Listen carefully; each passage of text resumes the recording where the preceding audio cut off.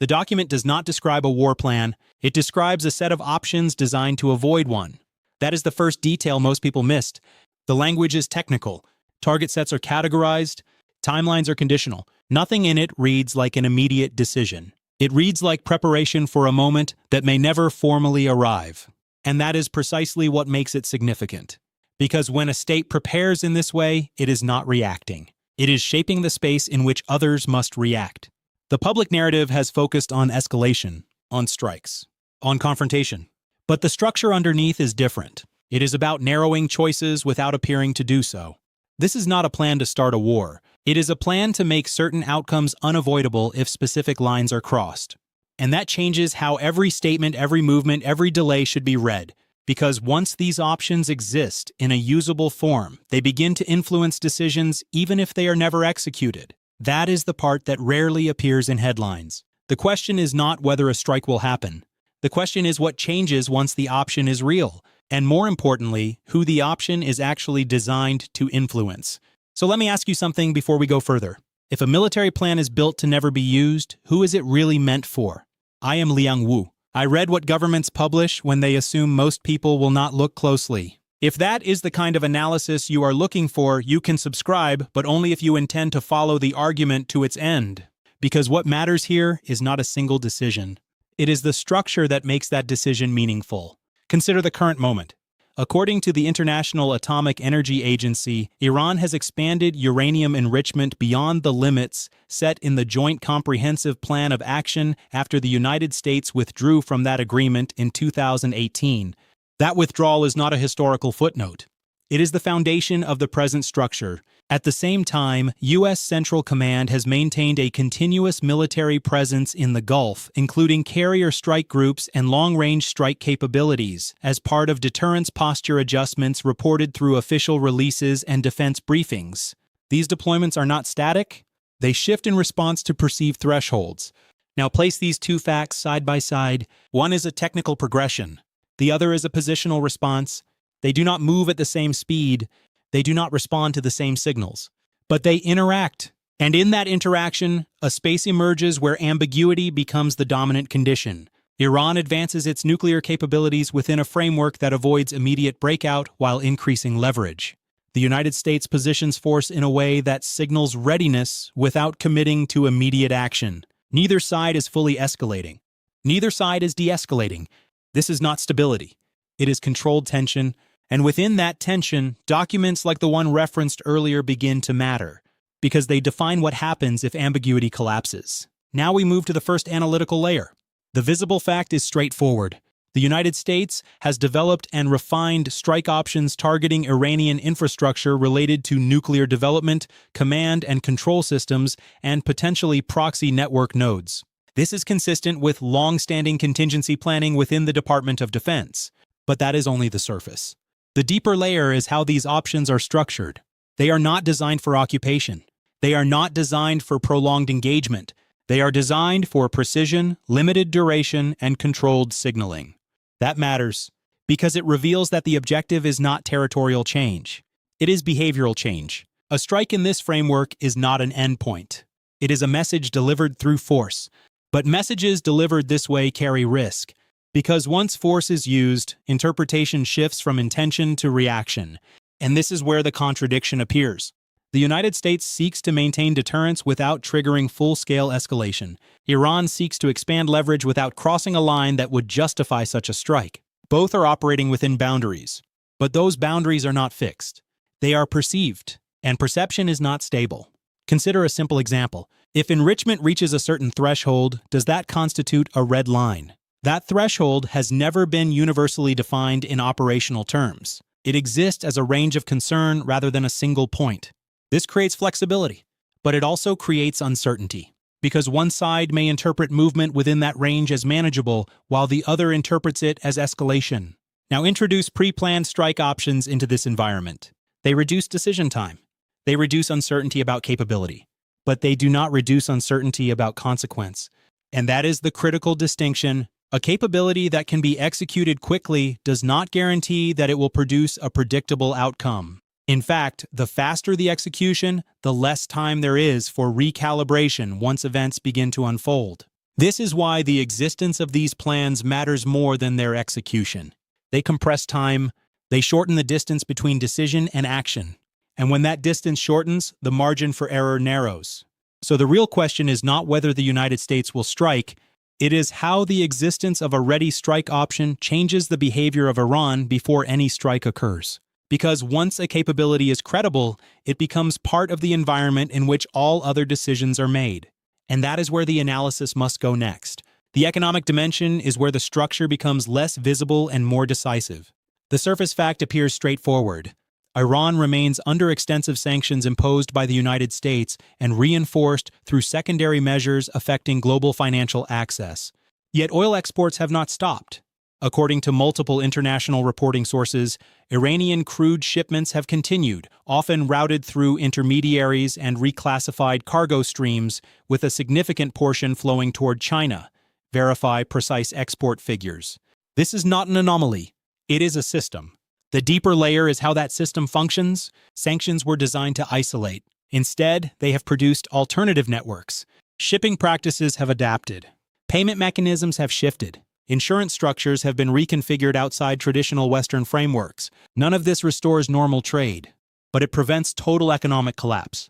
And that distinction matters. Because the effectiveness of sanctions is not measured by pressure alone, it is measured by whether that pressure forces strategic change. If adaptation absorbs pressure, then pressure becomes a constant rather than a decisive tool. This is where China enters the picture, not as a peripheral actor, but as a central stabilizing force in Iran's economic calculus. China does not publicly frame its role in ideological terms. It frames it in terms of energy security. As one of the world's largest importers of oil, China's continued demand creates space for suppliers that cannot access Western markets. Iranian crude, often discounted, fits into this structure. But the deeper implication is not simply that China buys oil. It is that China provides a ceiling to how effective isolation can become. This is not absolute protection, it is partial insulation. And partial insulation is enough to sustain endurance. From Iran's perspective, this reduces the urgency to concede under pressure. From the United States' perspective, it limits the leverage that sanctions were originally designed to produce. Now introduce a complication that is often ignored. China does not support escalation. It benefits from stability in energy flows. At the same time, it benefits from discounted access to constrained supply. These two interests are not identical. China does not want disruption in the Strait of Hormuz, but it also does not require full normalization between the United States and Iran to maintain its position. This creates a quiet contradiction. China's presence stabilizes Iran economically without resolving the underlying tension. And that leads to a deeper consequence. If sanctions cannot produce decisive economic pressure and military options carry escalation risk, then the United States operates within a narrower set of effective tools than is often assumed. This is not weakness. It is constraint, and constraints shape behavior. Now consider how this interacts with the military dimension already examined. A credible strike option exists, but its effectiveness depends on what it changes. If Iran's economic structure can absorb continued pressure, then a limited strike must produce a different kind of effect. It must alter calculations rather than conditions. But calculations are not only economic, they are strategic and political, and that brings us to a perspective that is frequently simplified in Western coverage. Iran does not view itself as isolated in the way sanctions frameworks suggest. It views itself as positioned within a shifting international system where Western dominance is no longer absolute. This perspective is not rhetorical. It is grounded in observable trends, including the expansion of non-Western trade mechanisms and the increasing use of local currency transactions in certain bilateral agreements. Verify specific agreements. Whether this perspective is fully accurate is not the point. What matters is that it informs decision-making. If leadership believes that the international system is fragmenting, then enduring pressure becomes more viable. Time becomes an ally rather than a liability.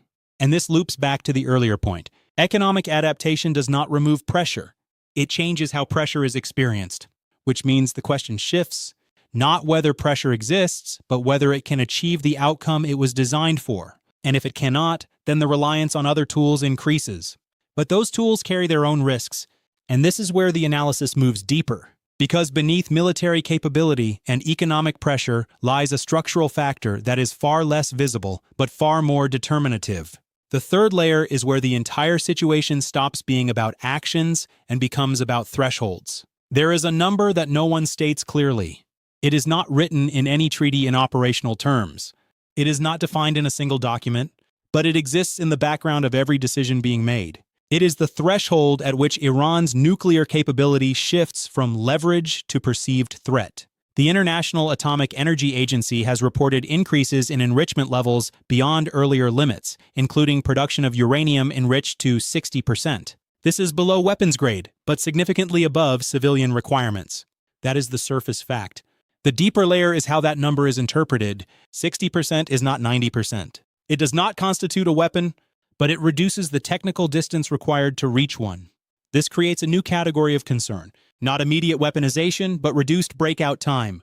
And breakout time is not a fixed measure. It is an estimate based on available material, centrifuge capacity, and technical configuration. This uncertainty matters because decisions are not made based on exact knowledge. They are made based on perceived risk. Now consider the strategic dilemma this creates. If the United States waits until enrichment reaches a higher threshold, it risks allowing the technical capability to approach a point where intervention becomes more complex. If it acts earlier, it risks responding to a capability that has not yet crossed a universally recognized line. Both options carry cost. Both options carry uncertainty. And this is where most analysis stops.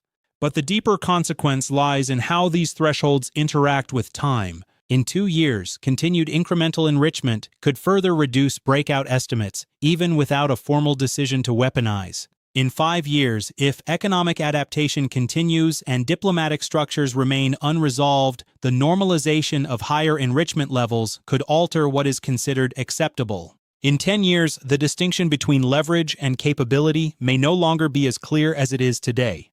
This is not inevitability.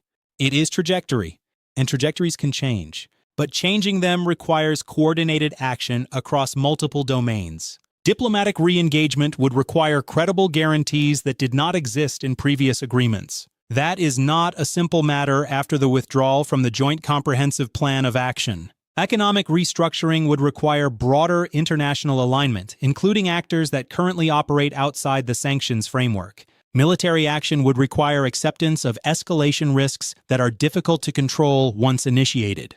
Each path demands cost, and each cost must be paid by someone. The United States would bear the burden of escalation risk and international response. Iran would bear the cost of direct confrontation. Regional actors would absorb instability. Global markets would reflect disruption. There is no cost-free correction, which is why the current trajectory persists. Because it distributes cost over time rather than concentrating it in a single decision. And yet, that distribution does not eliminate the problem. It extends it, which raises a final dimension that rarely appears in analysis. If the structure sustains itself, what eventually forces it to change? The answer is not external. It is internal. If this level of analysis is reaching you, understand that it continues only because individuals decide it should. Subscribing and sharing is not promotion. It is the mechanism that allows this work to remain visible to those who are looking for it. So what does all of this actually tell us? It tells us that what appears to be preparation for war is in fact preparation for constraint. The existence of refined strike options is not evidence of imminent action. It is evidence that the United States is shaping the decision space before a decision is required. At the same time, Iran's expansion of enrichment, including production at levels reported around 60% by the International Atomic Energy Agency, is not a declaration of weaponization. It is a calibrated adjustment of leverage. Each side is moving, neither is crossing the line that would collapse ambiguity. These movements are not independent, they are structurally linked. Military readiness compresses decision time. Economic adaptation reduces pressure. Threshold ambiguity prevents clear triggers. Domestic timelines distort patience. Together, they form a system that sustains tension without resolution. China's continued role as a buyer of Iranian crude, even under sanctions pressure, verify export data, does not resolve the confrontation. It stabilizes Iran's capacity to endure it. That endurance feeds back into the military calculation. A strike must now achieve more than disruption. It must alter behavior. But behavior is shaped by expectations, and expectations have been altered by the withdrawal from the Joint Comprehensive Plan of Action in 2018. That decision still defines how commitments are evaluated today. So the system holds, not because it is balanced, but because each pressure is offset by a counter-pressure. A credible strike option exists, but its use risks escalation. Economic pressure exists, but its impact is diluted. Technical advancement continues, but it stops short of definitive breach. This is not equilibrium. It is managed instability. And within that instability, the most important development is not what has happened, but what has become possible. Because once all actors understand the limits of each other's tools, they begin to operate within those limits rather than against them. And that is the condition that now defines this confrontation. And before this analysis ends, there is one more thing that needs to be said clearly. The evidence points toward a continuation of structured tension rather than abrupt resolution, but that does not mean stasis. It means change will appear in signals before it appears in actions. The first development to watch is enrichment trajectory. Not headlines, but verified reporting from the International Atomic Energy Agency. Any movement beyond current levels would alter how thresholds are perceived. The second is economic flow. If alternative oil channels begin to narrow, particularly through enforcement measures affecting buyers like China, pressure would increase in ways not currently visible. The third is military posture, not statements. Carrier group movements, force dispersal, and changes in deployment patterns within U.S. Central Command will reveal more than official language. None of these indicators guarantees a specific outcome, but together they define the direction of movement. If enrichment rises while economic channels hold, the structure remains intact. If economic channels weaken while military posture intensifies, pressure shifts toward forced decision. There is uncertainty in all of this. It cannot be removed, but it can be observed with discipline. What matters is not what is said publicly, but what changes quietly across these three domains over time. This analysis is provided for educational and informational purposes only. It does not constitute policy advice, intelligence assessment, or advocacy for any government or political position.